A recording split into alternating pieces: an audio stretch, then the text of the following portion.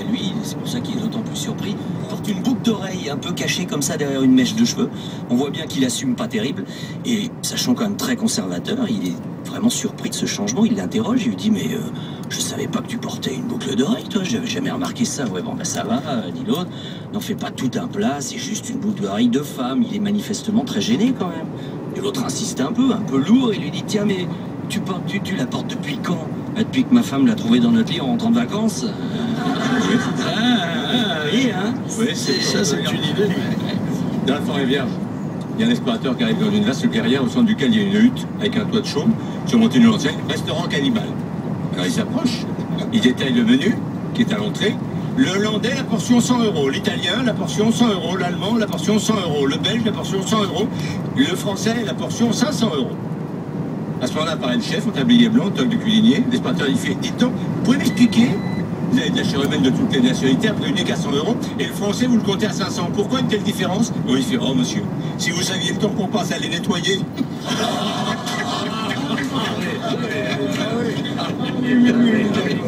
Là, j'ai une histoire psychologique. Là, c'est Guy qui culpabilise toute la journée. Même quand il essaie d'oublier de toutes ses forces, il n'y arrive pas. Il a un sentiment de culpabilité qui l'envahit. De temps en temps, il entend une petite voix au fond de lui qui essaye de le rassurer. Mais ne t'en fais pas, Guy, ne t'en fais pas. Tu n'es pas le premier médecin qui couche avec une de tes patientes. Et tu ne seras pas le dernier non plus, Guy. Ne t'en fais pas. Mais invariablement, il y a une autre petite voix qui lui dit, Guy, tu sais que tu es vétérinaire.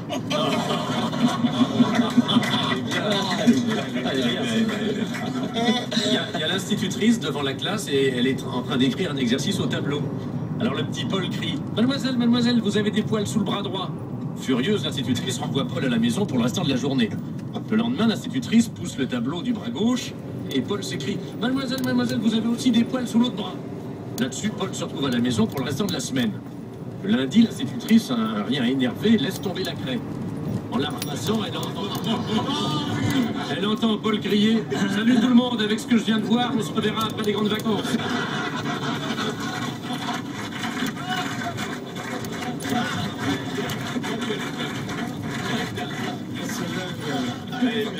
On la voit pas venir. Ah, mais c'est ça qui est drôle. Mais des histoires de bonne sœur.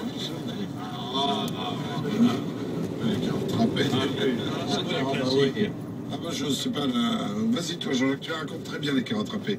C'est là au réfectoire de la cantine des bonnes sœurs, elles sont là. Oh. Qu'est-ce qu'il va qu'elles soient à manger à midi?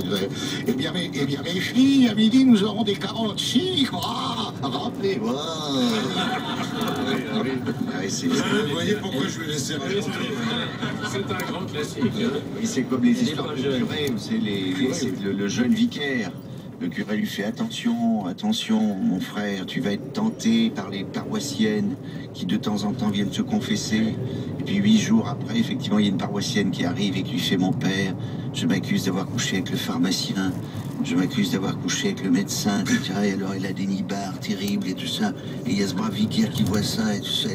Elle est magnifique, elle est pulpeuse, tout ça. À un moment, il y tient plus pour vicaire. Il prend sa soutane, il essaie de défaire sa soutane, il n'y arrive pas. Et là, du fond de l'église, il y a le vieux curé qui fait la soutane avec les dents, avec les dents. Il y a là, le curé qui a un vélo, puis il y a une bonne sœur qui fait du stop, il fait monter sur le cadre. Alors il l'emmène, puis quand elle descend, elle s'aperçoit que c'était un vélo de femme. Garde-la pour la rentrée. Oh, elle est bien celle-ci pour les bites de septembre. Elle est bien, garde-la pour la rentrée. T'en as pris un beau là. Oui. Les grosses têtes de Philippe Bouvard sur RTL.